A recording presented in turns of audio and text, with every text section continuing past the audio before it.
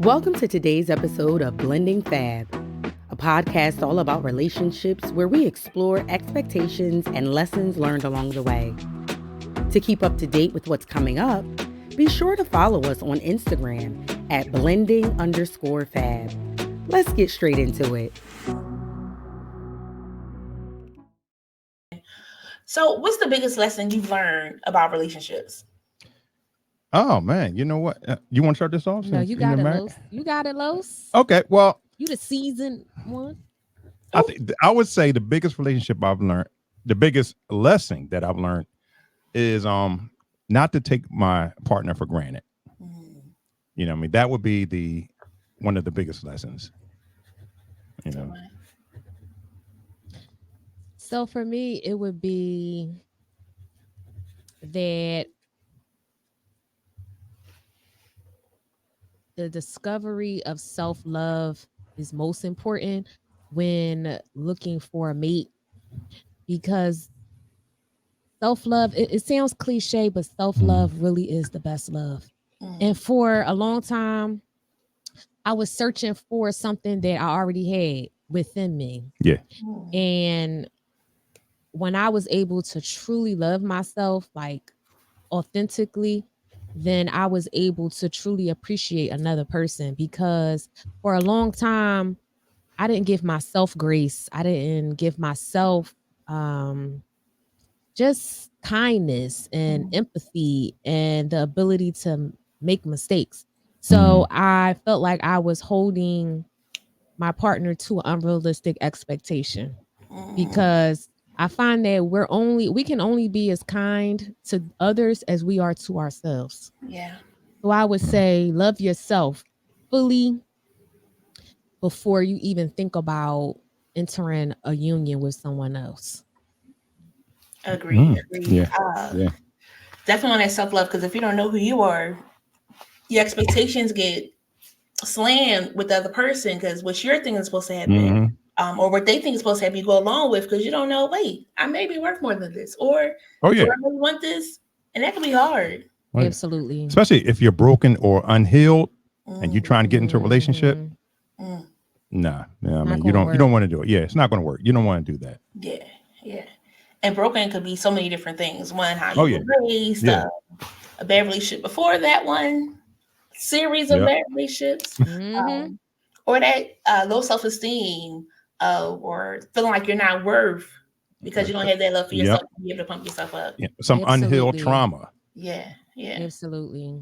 I know that for me, growing up, my dad, he wasn't in my life the way I needed him to be. And I grew up with such low self-esteem.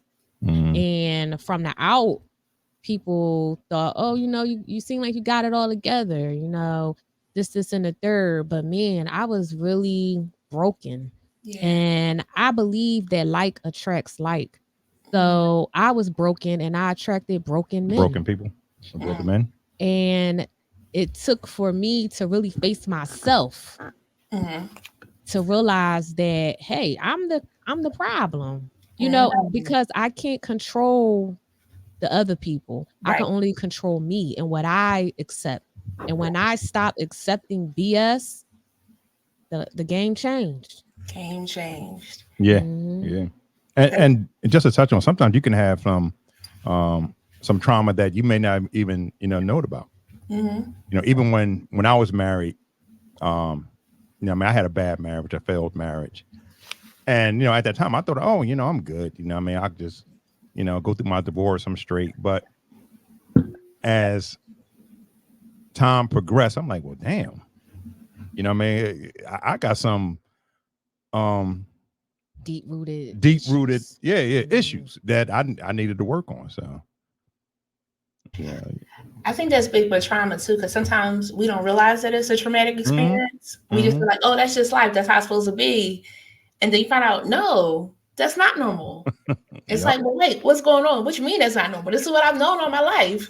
And that can be your process. But I like what you said, Char, the daddy issues, right? Because if the dad wasn't around, you had the different things. I often say I struggled with, did you want to be a part of my life, or are you a part of my life because I wanted you to be a part of my life?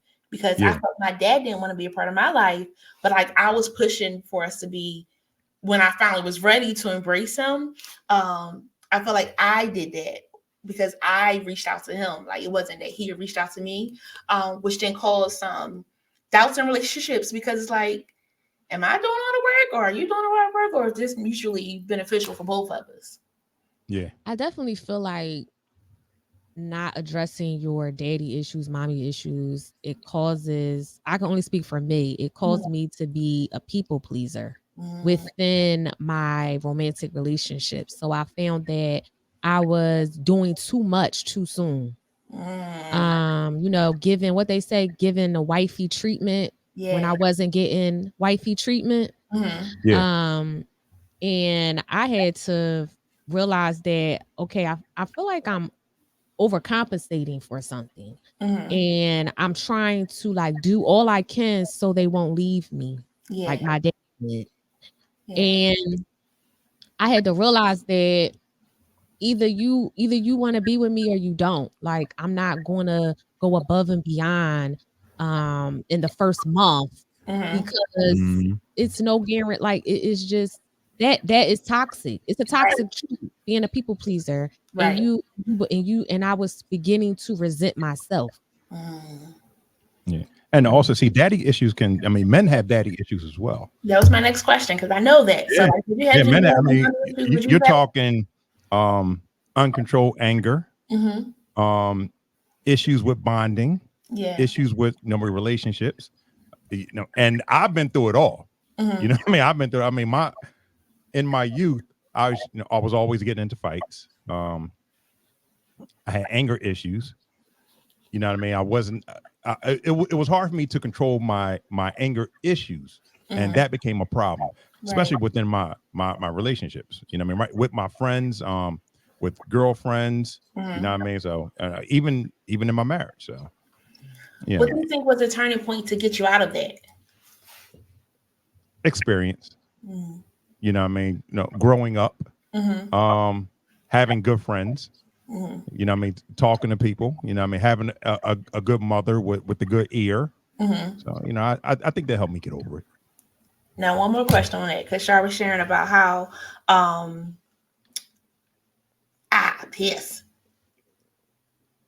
good mother, how about knowing when it is you. When did you realize that it was you and that you had to make the change?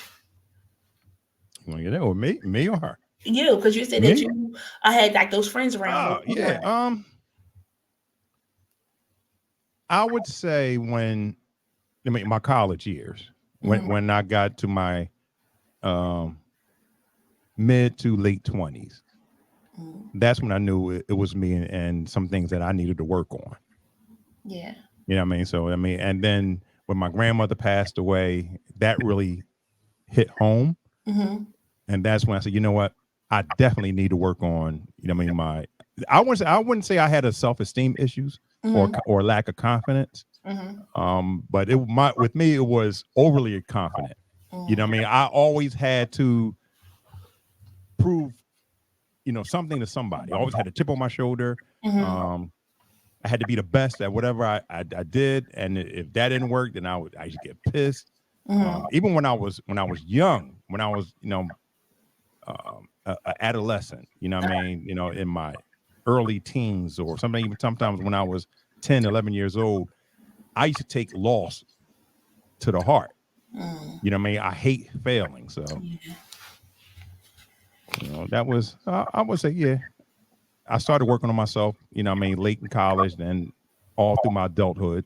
And I'm still working on myself. And I'm in my 50s. And I'm still working. It's definitely a process. I mean, when you first get to stand in the mirror and find out, oh, wait, that is me. Oh, wait, I need to change that. Oh, that was my fault. We don't want to do that sometimes. That self-evaluation is like, it's not me, it's you. That was key. But the fine line is like, it's really me. So I need to work on me and figure that out. If we want to have people around us, friends, relationships, jobs, the whole nine. Yeah. Sometimes we have to make that adjustment. True. Absolutely. I like the other part of you was sharing, Char, about how, like, what I like attract did what I liked, or who I was attracted, who I was. Like attracts like. Yes. Mm-hmm. How did you get out of that cycle? After the birth of my oldest, and the breakup with her father, I really had to evaluate my life because I had a real problem with being a single mother, a baby mama. I did not. That was not my life. That's not how I saw my life going. So when that happened, I had to say, like, how the F did we get here? Yeah. Like, how did you even let this happen? I'm talking to myself. And I had this little baby and I'm like, man, I really messed this up. So I had to really dig deep and figure out what in me was attracted to this person and allow me to feel like it was okay to give him the biggest honor you can give a man. And I figured it out. I figured that I was a people pleaser. I had low self-esteem and I had some real issues with abandonment from my childhood that I needed to address. And I just had a real conversation with God about what I wanted for my life and my daughter. And he blessed me with my husband when my daughter was 3 years old. And I absolutely give all the honor and praise to the Most High because I know that if I never took accountability for my life and the things that happened, I would never get what I wanted out of life. Because self-awareness and self-accountability is the only thing that's going to get you to what you want in life. Yeah. Because people are who they are, right? And the only thing that we can change is us. So that's what I did. And it's been the best thing that ever happened to me. Very nice. Very nice. So, Los, you said that you're divorced. How was that experience? How was that process? Was that expected? Was it what you wanted to happen? Yeah. Well, I would say it was expected when reality hit me that, my marriage is going down the toilet. So, but I mean, at the time when I was in it, it wasn't expected. I mean, no one expects to get divorced. Right. You know what I mean? But when that reality hit you, oh man, yeah. This is about to happen. So I mean, at that time, I braced myself, I prepared myself, I did what I had to do. And I mean, it was an easy divorce. It was nice and clean. I signed the paper, she signed the papers, and we went about our own separate ways. I mean, but the funny thing, she said, "Well, I thought you was gonna come back for me." You thought wrong. Let's go. Right here. Here we go. Sign that. I mean, we let it in the moment. Sometimes you feel like maybe it can turn around and things that story. And though, yes, it was unexpected. What do you feel like the red flags were to let you know it's time for this to end? Because a lot of times people get into a relationship and sometimes they get divorced and it could have been worked out. But what was like some red flags or some words of wisdom to let people know this is a situation you probably should get out of? Oh, listen, mine was the red flags was they was all in my face. She stopped wearing her wedding ring. Stopped being intimate. And the weekend before I left, she never came home. So yeah. That flag was nice, big, red, right in front of my face. Beating you over I'm gone. Yes. Hey, look at me. I'm gone. So now they sometimes say like, you see red flags before the red flags happen. Do you feel like some of those traits or some of the things she was doing happened before you got married? Or was this like new behavior? You know what? I mean, we were talking about that. I didn't see it, but I believe other people seen it. You know what I mean? Like when I think about it now, I can maybe her father was trying to warn me. Her aunt, because I mean we were all good friends. I mean it seemed like now, and I think about it now, a lot of people were trying to warn me. But I was just nah, Yeah. I mean I'm a marrier. Yeah. I'm in love. I'm in love. Hey, rose-colored glasses on. This is what I want. This is it. Yeah. We all done been a fool in love. A fool in love. So what is the best way for somebody to tell you, flag on the field, red flag, do not enter, do not go? Because that could be a hard situation of telling somebody, don't get into this, because we could be rebellious and like, you told me no, so I'm gonna do it. Yeah. Well, now that I just tell them, just say it flat out. Hey man, listen, I don't think you should get married to this person, and bring receipts. Yeah. Tell them, bring receipts, and then let them deal with it. Yeah. So Char, we mentioned about girlfriend duties and wife duties. How was that process and that transition? And then I want you Mel's perspective of what is a girlfriend duty, what is a wife duty. I was watching a clip today and he was upset because she wasn't doing things. And she said, I clean to a girlfriend level. I'm not a wife. You want me to clean your whole house like spick and span? That's not my, things that sort. So what are your thoughts on girlfriend versus wife duties?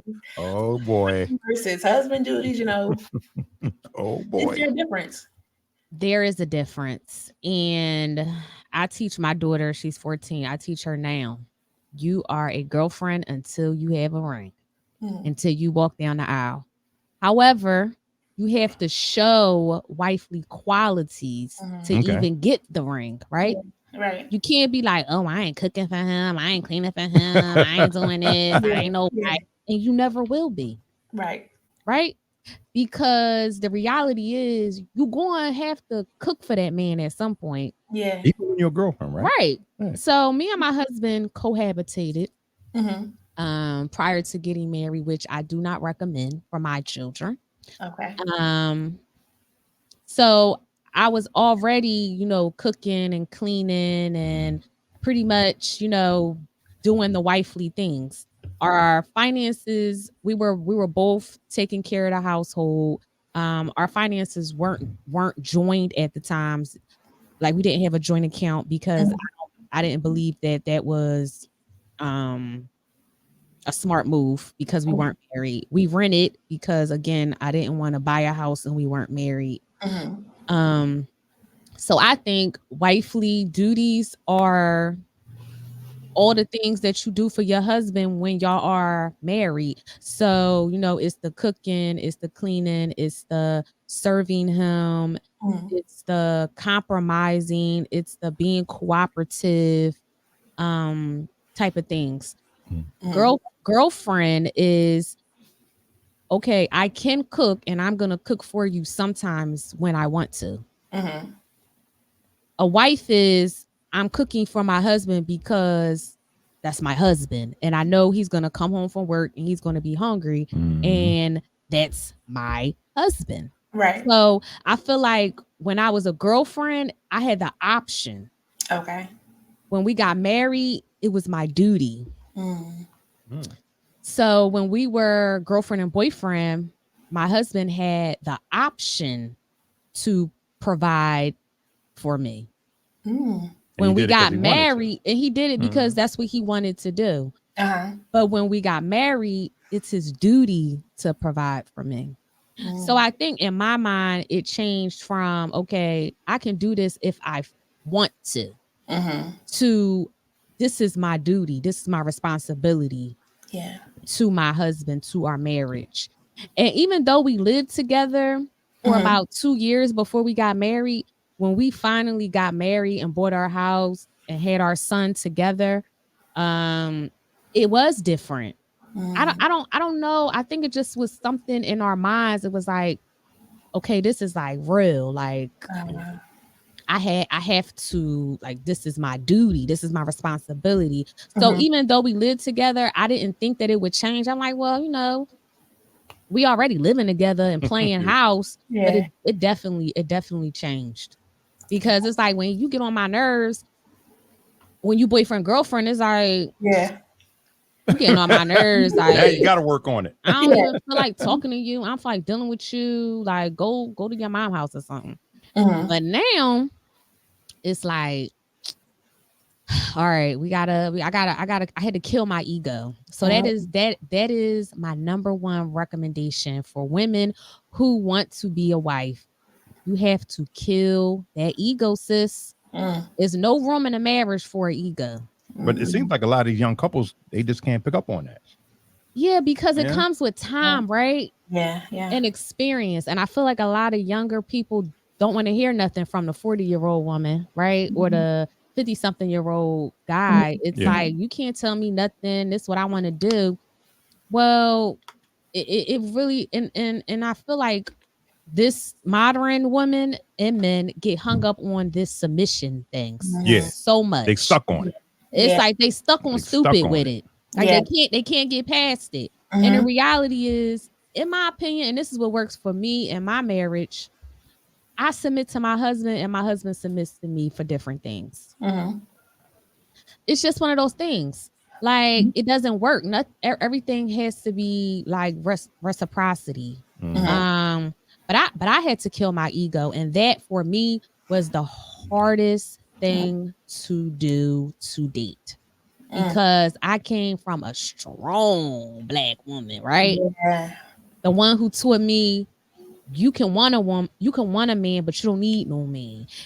You have your own place, your own car, your own money. Don't depend on no man for nothing. Yeah. And I had to realize that my mom wasn't being malicious.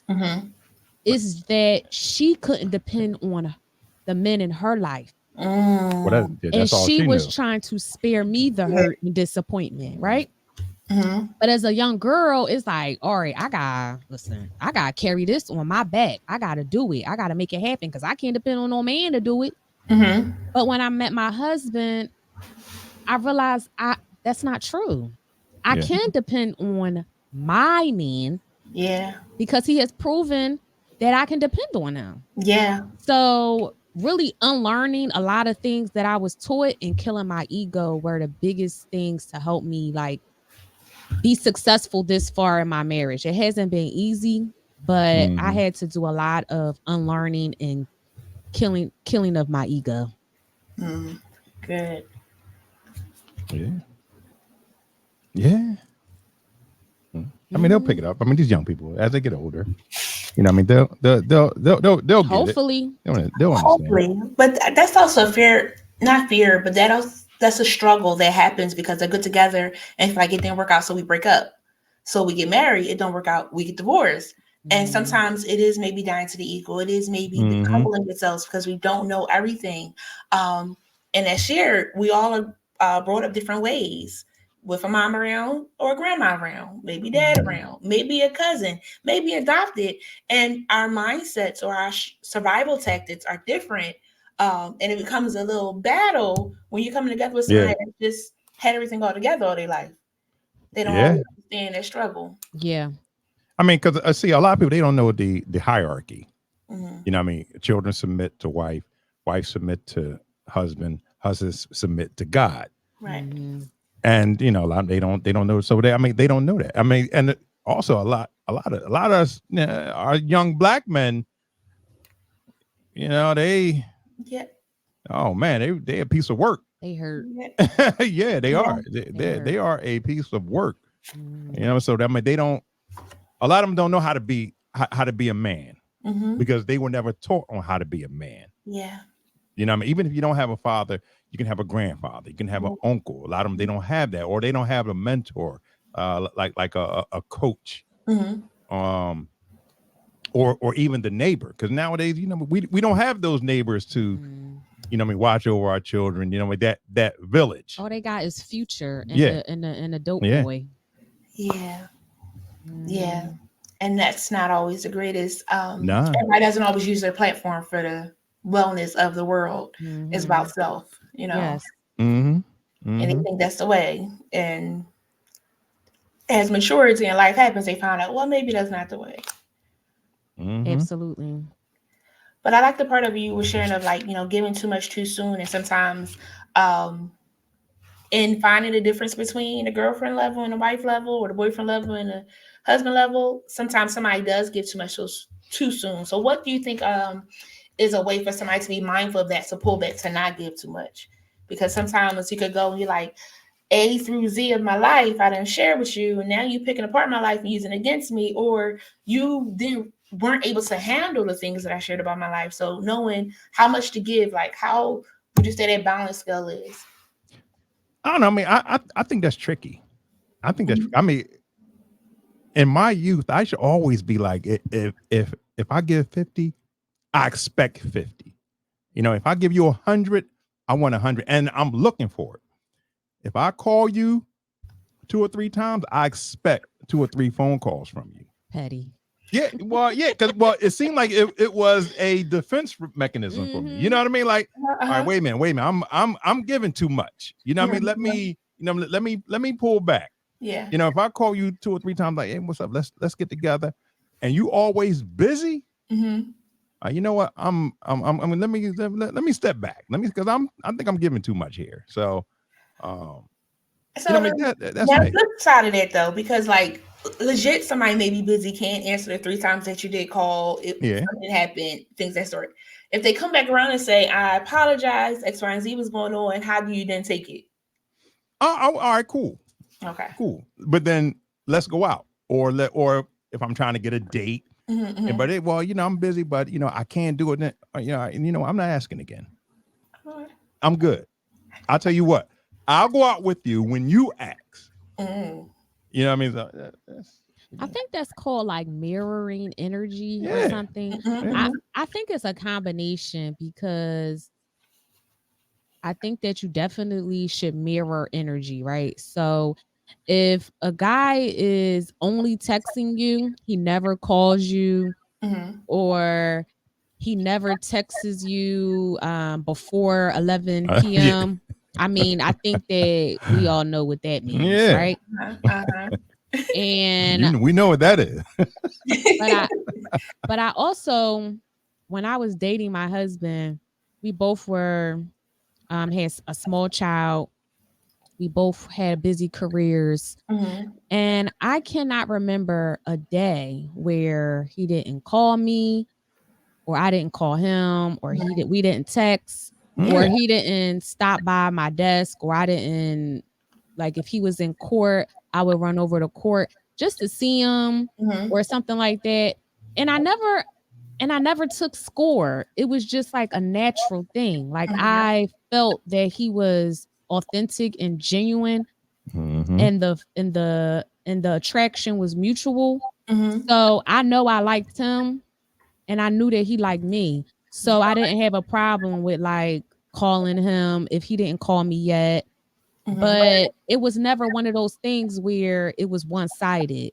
So I think that's what we have to really look at. Is like, maybe one day you call him first, but overall, from the 6 months that you've been talking, has he called you? Have you called him? Like, is it mutual? Is it like, you know what I'm trying to say? Because you could tell when somebody like playing games with you. It's like you the only one in the pressure. Right. So it's like sometimes you can feel it. I feel like all the times you can feel it, and sometimes we kind of like ignore the red flag because we really want this person. But in reality, is it really just me pressing you, or are we pressing each other? And that's what I think you have to get. It's like that sweet spot of I'm not keeping no score, but I know that this man is interested because he calls me regularly, right? He don't go a day without talking to me or checking up on me. You know, some guys, they won't call you 2, 3, 4 days playing games, right? Delete, block, because I don't got time for games. Like, I mean, if you like me, act like you like me. Period. Yes. That's it. I mean, listen, I'm the type of person I would, if I tell a girl, look, you got carte blanche, you can come over anytime. You know what I mean? I'll leave a key for you, but you know what I mean? You good. That is like the ultimate. I'm feeling free pass. You know what I mean? You know, I am feeling you, so I'm giving you carte blanche to just come over whenever you ain't got to call. If you got a key, you know what I mean, you don't have to call, see I'm home. Come over, come on in, make yourself at home. You know, so. And that's big. I think the key part that you said though was the communication. You communicated that. So when it's not communicated and it still looks a little blurry, sometimes on opposite side you feel like, well, what is this? And you have to kind of have that conversation of that mirroring of this is what I need. are you able to give it, or do we need to go our separate ways? And sometimes that's a tough conversation to have too. It's not necessarily ultimatum, but really just trying to find out, are we on the same street? Are we on the same car? Are you on the same level? Are we on the same level? Yeah, and that could be interesting. I also think like a good way is like when you're dating and maybe like birthdays or holidays come up, right? A birthday come up and he bought you, I don't know, maybe like a $50 gift card to your favorite restaurant. And when his birthday come around, you buying him sneakers, a fitted hat, a jersey, tickets to the Sixers. You doing too much, sis. That's that people pleasing that you gotta bring it down. Because you know what I mean? That's how you get played. Yeah. Because he showed you how much you meant to him when he bought you that $50 gift card to that favorite restaurant. And I'm not knocking it, right? Because if you've been dating for like 6 months and both, that's brand new. So if somebody buy you a $50 gift card, I think that is some flowers in a card or something. I think that's like a good gift for somebody who we've been talking for 6 months. Yeah. But what's not a good idea is to turn around when his birthday come and you overdoing it like to the max. I mean, you maxing your credit card for this guy. Yeah. And he only spent $100 on you. Like, what are we talking about? Yeah. You got to really look at it like that too. Absolutely. And that's still not that tick for tack. That's common sense. Common sense. Because I'm like, oh, I can get this from her. What else can I get? Christmas coming. Come on, well, I know for me, I am a terrible gift giver because I lose my patience when I go shop. So I like, here go $100. Yeah, here go money. You know what I mean? You go get what you want to get. You know what I mean? But I'll make sure that, all right, if this person spent $500 on me on my birthday, she's gonna get like a $500 gift card. But I feel like if you pay attention to the person that you with, it shouldn't be that hard because like, all right, if you with your girl and you know that she always buys this certain perfume and she ran out recently, that's a good gift to give her. Absolutely. True. Or that she loves like this certain musical group and this group is coming to town or maybe in Atlantic City or something. Get some take her to the concert. Women like effort. Like the fact that you paying attention to me. Come on. You don't have to go out and spend $500-$600 on me. I like daisies. So you go and you get me some daisies on a random Tuesday. I like cards. I love cards. And like I can remember so many times when my husband, he would just write me a love letter and leave it on a coffee table with $30 and he would say, "Hey honey, go get your nails done." Yeah. That meant everything to me. Because he knew that I needed my damn nails done. That's what I'm talking about. You seen this damn I needed a refill. The nails are struggling. I think it's the same for guys too. And you correct me. I feel like they, appreciate effort too, where they say, "Oh, wait, this girl thinking about me. She's paying attention," and it goes both ways. But it really comes to boil down to us paying attention. And sometimes we miss the signs of what it is that the person likes. Like, "Oh, I sure do like when you do such and such." Yeah, they just said it 5 times, you still ain't got it yet. Or I don't like when you do such and such, and you're still doing it. Like, we have to really be intentional about paying attention. Sometimes we miss it due to life. We overcomplicate things. And men, we are so simple. Most men are. Look, I will take some Philly tickets. Listen, I'm a big time Phillies fan. I take some baseball tickets. I am simple. You know what I mean? Get me like a dress. I love dress shirts. Give me like a dress. Man, I don't need all that expensive stuff because I can buy that myself. Gotcha. Now I'm gonna give you your words back for a second. You ready? Go ahead. I'm a simple person. You can buy me Phillies tickets. You can buy me this. You can buy me that. She probably a simple person too. You could buy her the things that she like too, instead of just throwing money. Because money is nice. I won't knock money, but sometimes the intentionality of going to the store and picking up something, or sometimes see, I get flustered easy. I'm like, man, did she like this? Oh man, what about this? It's overcomplicating it. Yeah. Amazon delivers. Walmart delivers. Yes. Yes. Macy's delivers. Yeah, I'm like, oh my God. Oh man. You know what? Hell with that. Let me get that gift card right there. Yeah, you really have to like pay attention to the small things, like because women, we give hints, right? So we'll say stuff that we want, and y'all just don't be listening sometimes. And that's the perfect gift to get us.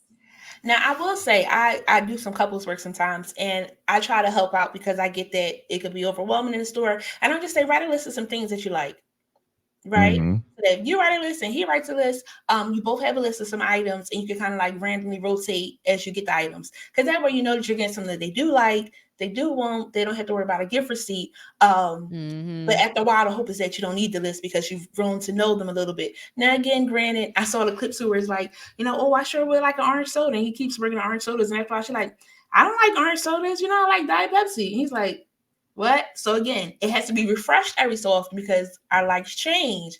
But the hope is that at least you have like a template to help you in those moments when like, do I get this gift card or do I buy this perfume? The perfume is on the list. Let me get the perfume. Listen, the most frustratingest thing is when you with your woman and you pick up on the hint. She's like, oh yeah. Oh, what? Do you like this? Yeah, that look all right. And then you go back and buy that and she bought it already. Gotta be quicker than that. Man. Gotta be quicker than that, baby. Boy, let me tell you something. That drives me crazy. Well, now I got two. Or the thought would have been that you just get it that time. And I get, trying to be smooth and happy at a later date. It's like, come on, let's get it right now. Because if not, if she wants it, she gonna get it. If he wants it, he gonna get it. Whether you get it or, vice versa. True. It takes time. It takes time to learn your partner and learn what they like and what they don't like and all of that. But I think just for me, just keep it simple. Like I don't need all the frills and the twirls. Like I don't. I'm a simple woman. Simple. I say flowers all the time. It's so nice, but don't put them on the floor because who's cleaning that up? It was a gift to me. I'm not supposed to clean. You better make sure you clean all these flowers. But the intention and the effort of doing things is what really matters. So it does. It really does. My best Valentine's Day was when we were dating and I was so tired that day. I'm like, I don't feel like doing nothing. And I came home and he had made dinner and it was nice candles. And he had got my mom to watch my daughter. And I just was like, wow, you really went through all this effort. And you should have, I just thought, I was like, oh, look at you in the kitchen cooking. You made this? Yeah. And it was good. Was it good. It was good. It was good. He made asparagus, salmon, and pasta. And I said, wow. Okay. You trying to get lucky tonight. Yeah. I see what you're doing there. The babies. That's material motive. He set that up real nice, real smooth. Yeah. Real smooth. But again, it's the simple things, like you said. It could have been a movie in the living room, making a little tent, going back to childhood time. Yep. And I think sometimes we underestimate the power of such a small thing. You feel like you have to go to the extravagant, and you go to the extravagant, and sometimes you're hungry by the time you get home, depending where you went. Or tired by the time you get dressed, and you like, I don't even feel like going out no more. Yes. Yeah, especially when the work beats you down. Yeah, but it was really nice. We slow danced in the living room. Wow, man! You had the candles and everything out. It was okay. It was like probably our third Valentine's Day, but I remember it so vividly because it was like, damn, you went through a lot of effort. Yeah, it really is the small things that matter so much. So speaking of dates and things of that sort, sometimes people get in the news, and sometimes they have higher expectations than what they should. And someone say, like, if you don't go there by yourself, you shouldn't be fussing for a man to take you there or the woman to take you there and things of that sort. But recently it was the thing with the Cheesecake Factory, and she was like, this is not Cheesecake Factory wear. And I'm like, you can definitely wear that to Cheesecake Factory because you announce your presence when you walk in with your confidence wherever you're going. You go to the hospital, you can go in there dressed to the 9s. Which see the doctor, can y'all make sure I'm good and I'm going out. But what's words of wisdom for young ladies that has that mindset that, oh no, this is where you're supposed to meet me at. I'm not coming down here. This is where we're going. Oh, I'll let you answer that first. So my comment is turn social media off. Come on. Come back into reality. Into the universe of human beings and not the bots of social media. Reality is cut this off. It's the first date. Like, again, you don't even know if you're gonna like this person. I feel like the first date should be simple, like coffee, drinks, maybe a walk in a park, downtown, South Street, something like that. like hanging out, chilling, seeing like, something interactive, but not too much pressure. Like I feel like it's so superficial and you really missed out on your future. You could have, that could have been your future wife, your future husband, but you putting all these unrealistic expectations on somebody on a first date, and we don't even know each other that well to even know if I'm gonna even like you enough to talk to you again. Right. I also believe that women should be driving themselves or catching an Uber on a first date. A man should not know where you live. You don't even know this man. Right. Bring your own money. Cash. Catch an Uber or drive your car and meet somewhere like that. It's like not too secluded because you don't know this person. Yeah. So I mean, again, I can only go for my I've never been like a superficial person or materialistic. So when my first date with my husband was bowling and karaoke. Yeah. And it was the best first date I ever went on. And then the dates got, progressively more serious afterwards. But that first date, it was like two friends hanging out. Yeah. And I drove myself. Yeah. He didn't even have a car at the time. I picked him up.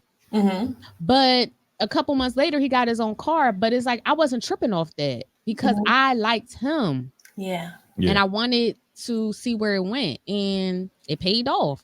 So it's like you can't get all of this nonsense out your head and just look at reality and like, is this a nice person? Because that guy on that video was such a sweetheart. I know he ain't gonna have no trouble finding him a good woman. Nah. Right.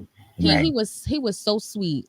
But the thing that I didn't like, he waited for an hour. That in his car. That's rude. 10 minutes. I'm gone. Like, you could have invited him up if you want to have him waiting for an hour. Just come up to my place, taking me a little longer. I got some drinks, whatever. Like, you got to be hospitable. Yeah. Like, and not saying like, he waited in his car, not saying she had to let him up because they were like, it's the first date and things like that. But just still being mindful and considerate. If you knew you were running late, then he could have made changes on the other end. But to get there and then find out, oh no, I'm not ready yet, you have to wait. Okay. Yeah. That was nice for him to stay. Yeah, I would have left. I mean, see, there's one thing I would have said to him. One, if you knew you had reservations at 4:00, hey, listen, we got reservations 4:00. If you late, we not going. I thought he didn't tell her until they already got in the car. He told her the day before and the day of that he was picking her up at 4:00. Yeah. She didn't come downstairs till 5:00 when the reservation was. Yes. Yeah, he should have. Yeah. He should. I mean, now I have been on first dates where I know I'm gonna set this amount, $50, $60. That's it. Yeah. But the date went so well, I found myself spending, well over 100 because that date is going so well, and so it's going good. I'm like, oh, you know what? Let's get some more drinks. Let's let's go somewhere else. Let's go dancing. Yeah, it was a vibe. Go get something to eat. Go to a movie. Oh, this is going well. Let's go somewhere else. So the key thing of what you said though is that you felt it was going well, so you said, okay, I'll, enlarge my budget, because we're talking about like a date with drinks and things that sort. We got ladies that's coming. It's like, oh no, we're gonna order all these things. They said drinks. Oh, that ain't happening. Let's see where it goes from the drinks. And sometimes overachievers, or like the guy ate before he came because they want to make sure he was good, because he was like, look, we just getting drinks, and then we get there, then you're ordering all this stuff.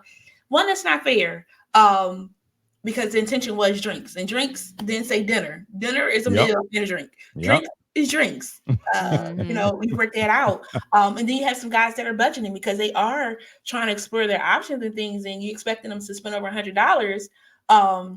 It's unfair as well, I think, sometimes, because we're not offering to pay either. Like, what happened? We can go Dutch. It's cool. We're trying to find out again who that person is. Do we really like each other? Even go beyond this date. And that's why it's a simple of a coffee or a drink or bowling is low, where you kind of like really explore it and then grow from there. I mean, and nowadays, unless you really making money, six figures isn't anything. Yeah. You know what I mean? So, when a guy is asking a girl out for a date, he already got that money. But if he's smart, he already got that money budgeted. And he's still like, oh man, I'm struggling. I got to pay my electric bill. But I like this girl. You know what I mean? But it's, a lot of our young females don't think about that. It's about, I'm going to try to, get all I can get. You know what I mean? Or I'm going to try to get this free meal, and because they're looking up to these rappers and entertainers and Instagram influencers, and they not showing you the reality. And the reality is they lonely. And they unhappy and they miserable. And you got to work through that, because you even have some that are like, we're trying to get food, not just for me, but for somebody at that crib. What? Wait.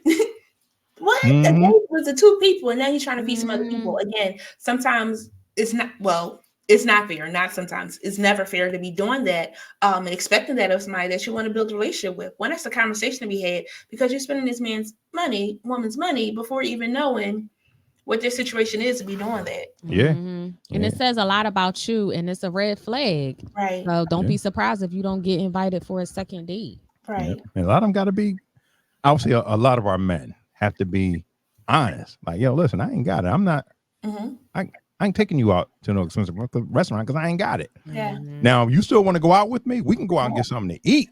But we ain't eating at no 5-star restaurant. I got bills to pay. Right. So I think that's the part too. Remembering, like, you got bills just like we got bills. And sometimes you feel like, oh, I'm making it, though they must be doing real good because they got this kind of car, they had this. No, budgeting comes in play. Planning properly comes into play to be able to do those things. But it still doesn't mean that you have it at the drop of a hat just to be wasting.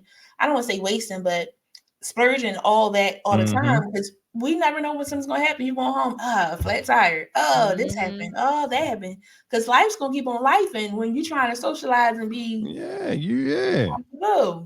you got to be responsible. I feel like everybody is just looking for a come up, a quick come up. They're not willing to build with somebody. And it's like, sis, if you in your 20s and you looking for another 20-year-old something to make 6 figures, you keep on dreaming. Ain't happening. You're going to have to marry or get with a rich older guy, 40s, 50s, something like that. Because like a 25-year-old dude ain't got it like that. Like, so you gotta really look at what you want and be realistic about what you want and where you are in the marketplace. Right. So if you want to date a guy your age, that means 9 times out of 10, you're going to have to work. He's going to have to work, and y'all going to have to build y'all empire together. But if you're just looking for a bag, then you're going to have to holler at the old bull. Like, it just is what it is. I call that the drug dealer mentality. They want it quick. A lot of our young people, they just want it quick. You know what I mean? They want everything instant. Instant love, instant gratification. You know what I mean? I want to be rich. I want somebody to take care of me. Which goes in a piece of want to be rich and things that sort of scheming and scamming to try to get the bag. Want to be mindful of that too, because it comes to bite you in the butt. And then if you do get pregnant from it, have a child from it, that's not for their child to then prohibit the other parent from seeing them Because that gets a little fuzzy and gray too. Oh yeah. Oh yeah, for sure. And speaking of that, of co-parenting, what are some words of wisdom for those that are co-parenting to be successful, to ensure that the child is taken care of and it's not about big I, little you, and things of that sort? I would say, find a good hiding spot to hide the body. Yeah. You're annoying. You're annoying. Yeah, you gotta hide the body well. He got so serious and tell us jibber jabber. I think he about to drop some real philosophical stuff. Right. Oh man, like, you know what? Ready for this question, he wasn't. Try again. Man, you know what? You gotta have a lot of patience, man. You gotta have a lot of patience. Stand your ground. Definitely stand your ground. Know your rights as a parent. You know what I mean? Rather you're, you know what I mean, the co-parent or the, what do you say? What's the other word for the co-parent? Custodial parent. Yeah, the custodial parent. Just know your rights. Yeah. And, you know what I mean, be willing to fight for your rights. Rather that's, you know, I mean, stand up in court or going to see like a mediator. You know, so I mean, but it can be, oh man, co-parenting can be really difficult. Yeah. Especially with someone, if you co-parent with someone who's so uncooperative. Yeah. You know what I mean? And, you know, I can't speak for the women, but I can speak for the men. Because I've been in that type of situation where it was difficult working with, you know what I mean, a custodial parent. But you just gotta, keep fighting, keep being there. I mean, it can be, and I tell my guys, hey man, listen, it can be frustrating. And sometimes you want to give up, but you know what I mean, you know, don't give up. You know, don't give up.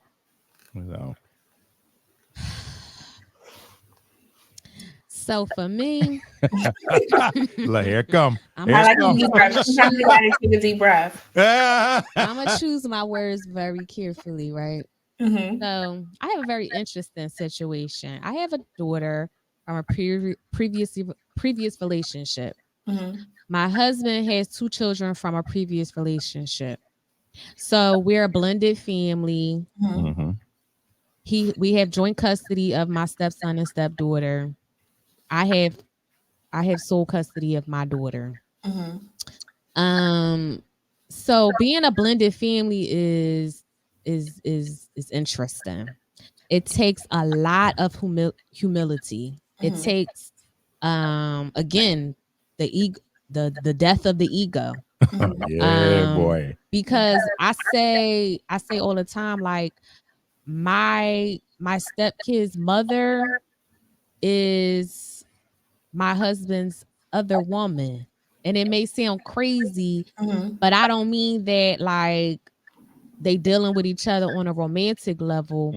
But the man that he is, he's never going to see her in a bad situation because he's never going to see his kids in a bad situation. So I had to realize that if she calls him and there's something going on, it's his job to make sure that his kids is good, that their home situation when they're with her is as good as it is when they're with us. And it wasn't easy. Because I don't have to do all of that with my daughter's father because he has chosen not to be involved. So it's like I don't have to consult him for X, Y, and Z. I don't have to, do all of these things that most people who co-parent do. So watching my husband and his mother go through their different ups and downs and where they have come out now, 11 years later, I always tell him, like, I really am so proud of you two. Like, I really admire the relationship that they have and that they have been able to overcome the nonsense, because that's the way it should be. It's like, hey, I can't pick up the kids. Can you grab them? Or we doing this, we doing that. It's never like, it's a team. And I've been honored enough to, you know, be able to help them raise my stepchildren, and my husband has helped me raise our daughter, and we have come so far. It hasn't always been easy because I had to really step back and allow him to handle that situation with her and not overstep my boundaries. You know, make it a point to never talk bad about their mother. You know, when we see each other, I'm proud to say we've never been in an argument. We've never had any disagreements. Like, me and her, it's always been like mutual respect and, hey, how you doing? She has other children by someone else, and you know, my husband treat them like, hey, what's up, y'all? And she is very kind to my children with my husband. So I say, like, the biggest thing with being a co-parent is maturity and being humble and really truly keeping the focus on what is in the best interest of these children. Yeah. You know, take your feelings out of it. Yeah. Take your all of that nonsense don't have nothing to do with these kids, because that is their mother. This is their father. I'm sorry. So really keeping the kids as the focus has been the only thing that I can say that like really has kept it together. Because even when things were rough and it's like, I didn't always agree. Yeah. I had to realize that this is what's best for these children. I always say the best thing a man can do for his children is to love their mother. And my husband loves his mother. And I love her. And I want the best for her. And because I love those kids and I want the best for them. Yeah. I need to put you and them on a tour because it's commendable. That is a big challenge in the community of children in different homes and things of that sort. Because somebody else to say she's calling, oh, she want him, she want to be with him, and that's not the case. It really is the children. And sometimes we get in our heads, and it's don't have to go that far. Really, just find out what's going on. Yeah. Out what's going on, because it's still my kids. I want to make sure they're okay. And having somebody be strong and bold to be like, okay, yeah, handle it, you know, fix it and respect that. Again, hats off to you, hats off to both of them. That takes a lot of maturity right there, boy. Yeah. It's because today is my stepson's birthday. Shout out to you, Noah. He's 11. And my husband and all kids are all at their mom's house celebrating his birthday. And she gives my kids like clothes because her son are a little older than my son, and she'll like give us stuff, and like it's I like her mom, her family. It's like it's because I'm confident, you know. I'm confident and I'm secure in myself and my marriage. And I know that if something was to happen, it ain't nothing I could do to stop it. But I'm not going to stop being who I am or compromise my integrity or let these kids see me in a different light than they do, because I have a good relationship with all my kids, and I don't ever want them to see me like disrespect their mother or feel like they gotta choose, you know. Like we a family. We going to Disney, we all going to Disney. The kids coming to Disney too. We going, and it's always been like that. We always moved as a unit. Where we went, his kids go. Like that's just the way it is. Again, let me know when y'all going on tour. Yeah, man, Jay, we coming with y'all. It's been a long road, but you're volunteering yourself. Oh yeah, I'm volunteering myself. Don't worry, man, Jay, we be there. We a family of 7. That's enough.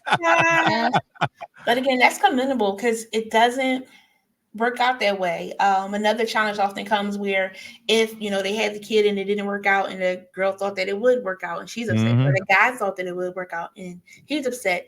Getting through those emotions of maybe it's not supposed to work out, but we have this baby. Let's stay focused on the baby. But trying to separate is hard, or trying to fight to be together is worse. And then it's just messy. Yeah, it's definitely been a journey, but I'm proud to say that it's in a really good place, especially with with them. Like they've come a long way, and I honestly am so proud of them. Yeah. Two things you said. You said that you love her family. Again, commendable of how, killing that ego. Easier said than sometimes, for sure. Yes. Oh yeah, I'm sure it is. Yes. I'm sure it is. But another thing you said you were confident, right? So you're confident in a relationship, meaning that everything has been as you needed to be. No concerns and things that sort of got to worry. I trust who my mate is, and when he's going over there, I know he's doing what he said he do. And sometimes some females, some males have insecurities and they feel like it's something different. But being able to really have that conversation, what are words of wisdom to help others to be confident and knowing that they are just handling the children, or they are just keeping a strictly professional business as it pertains to the connection of the children, not romantically. I don't think there's like any sure way to know if they're not doing what they say they're doing, or if they're not being inappropriate. I think it really just comes down to knowing your mate, and having that trust, right? And it's not easy, right? But it's so necessary, because the last thing you want to do is be nagging that man. Oh, well, you going on, girl, like you knew when I met you that I had these kids and you signed up for this, right? Yeah. So I think a lot of people, men and women, we say, oh, I don't want no baby mama drama. I don't want no baby daddy drama. But when you in a situation where there is no drama, you're trying to create drama because you're not secure within yourself, and you're not used to people like, I hate baby daddy and baby mama, but for lack of a better phrase, we're not really used to seeing baby moms and baby dads coexist in a healthy have a good manner, right? Yeah. So when you see that, sometimes it can be like, oh, what's going on here? Why y'all get along so good? Yeah. Are they still dealing? Let that sink in. Why do they get along so good? They're supposed to. Yes. For the sake of these children, I wish my parents could have got along. It would have made life so much easier. I wouldn't have had to feel like I had to choose. I wouldn't have had to feel like, dang, like, am I gonna hurt my mom's feelings because I want to talk to my dad, because I want to go with my dad? Or some people can't even, like, man, like, and I they can't even coexist in the same room. Kids do feel like that. They do feel like that. Yeah, they do. They can tell. And it's not fair. They can tell if it's like a competition. Like, and we'll play. It's not fair. It's not fair to those kids. They didn't ask to be here. So it's like the least we can do is, I'm not saying it's easy, but you gotta swallow your pride. Swallow your pride and invite that man over so y'all can sing happy birthday to this baby. Yes. And when it's over, he could go home. Like, but it's about the child and her memories. Absolutely. Yeah. But it takes two, because it can't be, again, because I don't have that with my daughter's father. And it's unfortunate, but I have tried, but I can only do my part. I can't force it. You're gonna do so much, So all I could do is just pray on the situation. But I know that for my bonus children, I'm never going to be a barrier. I'm never going to make my husband. I'm never going to make his life more difficult because he wants to be in his kid's life, or because he got to go over her house to cut his son hair. It's like, all right, I see you when you get back. I love you. Tell her I said hello. Like, I'm his peace. I'm not his headache. So it's like, why would I do that? Yes. Love it. And that's important. He's so disrespectful. I thought I cut it on vibrate. Is that the hotline bling? Don't even start, John. Don't even start. Don't even start. It's commendable. I do hope and pray that more people can get there, because as shared, like, it does affect the children. They do hear that. They wonder why that, like, their mom and dad or the other whoever's missing is not around. And then you need both to be able to learn some of the lessons of life, how to be a man, how to be a female, and it's the ladies, how a guy should treat you, you know, how you should treat a lady. It's so many pieces. They get lost when the unit is broken. Yeah, absolutely. And nobody's perfect, but at least if somebody could try. Well, you know, not everybody can't be like those. You just gotta show up. Everybody can. Okay. I'm so glad we had this time together. What would you say is the best piece of advice you've been given as it relates to relationships? From my grandpappy. The OG, you know what I'm gonna say? Chronicles. Yeah, my OG grandpappy. His advice was, if you're not married, if you're not married, you're not in a relationship. Basically what he was saying, you know, my grandpa, he said a lot. Well, you know, don't treat a woman like a wife because you're not married. Treat her like a wife when you are married to her. Because, you know, you don't want to be giving her, you know, every woman, and you can say this for, you know, wife treatment. Yeah, you know, for, you know, a man, you know, you don't want to be giving that wifey or husband type of put them in that type of situation or duties if they're not your husband and or wife. You know, so yeah, you know, everything is off the table until you get married. Then when you get married, then that's when, oh, this is my woman. I'm with her. You know what I mean? I'm good. I'm good. I'm whole right now. You know, so that would be the advice I would give. And just, you know, take everything day by day. You know, don't rush relationships. Don't rush to get in a relationship. And if you are in one, don't rush to get out of it. You know what I mean? That's a bar. Yeah. A bar. Yeah. You know what I mean? Don't think about it, because a lot of your friends and enemies, you know what I mean, going to try to separate you. Yeah. Jealousy, envy. You know, so, you know, just, you know, sit back and, you know, take it day by day. And don't be scared to tell your because I tell my buddies, you know, but when I was married, I tell my single buddies, hey man, talk to me when you're married. You know, because we're not going through the same problems. Yeah. You know, so when you get married, then I'll listen to your advice. And if you're married longer than me, then I'll really listen to your advice, because I want to be where you're at. Yeah, but if you're single, trying to tell me about a relationship, man, you better get out of here. I ain't listening to words you saying. My advice is 2 parts. So the first part is never forget to grow. Grow individually, but grow as a couple, because you either grow together or you grow apart. And just don't take everything to heart.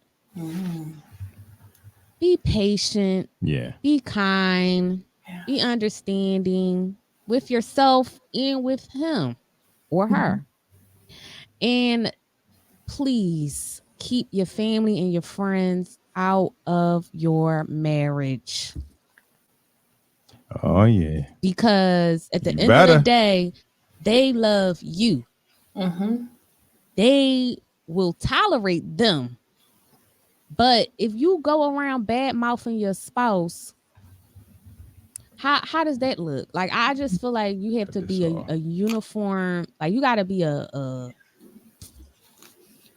clad tight. Like, shouldn't nothing be able to like get through? Yeah. You got that united front. Yeah, and like, just forget all the expectations and all the things that you were told a husband is supposed to do and a wife is supposed to do, and just figure out your partner and what makes them happy and what makes you happy and what makes y'all happy. Yeah. Because it's y'all marriage. So what works for them may not work for you. And what works for us may not work for you. Yeah.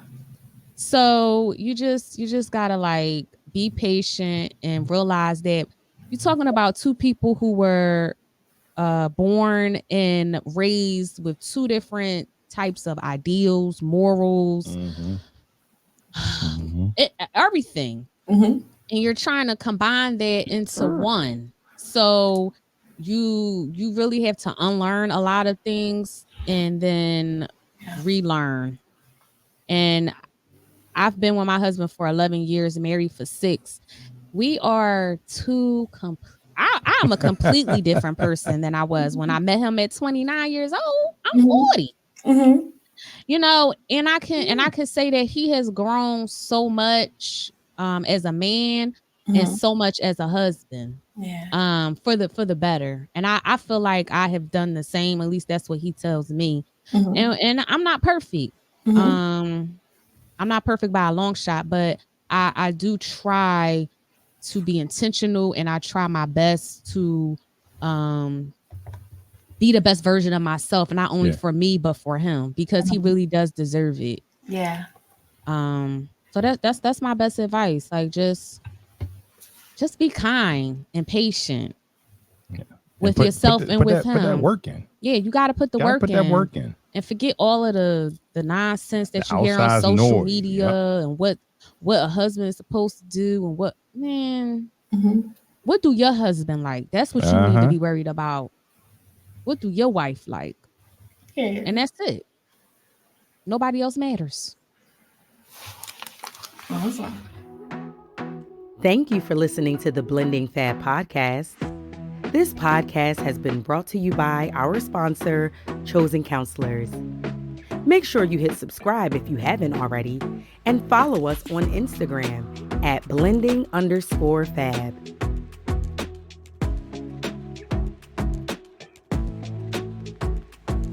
Check out this snippet from our next episode.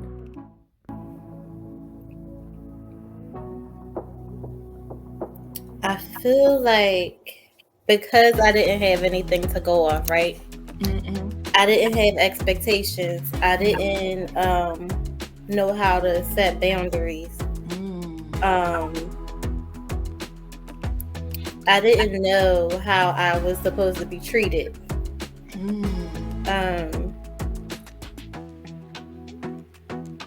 So my first real relationship, which was my daughter's father, was very toxic. And I feel like I stayed longer than I should because I just didn't know. I shouldn't have been accepting things that I was accepting. Gotcha.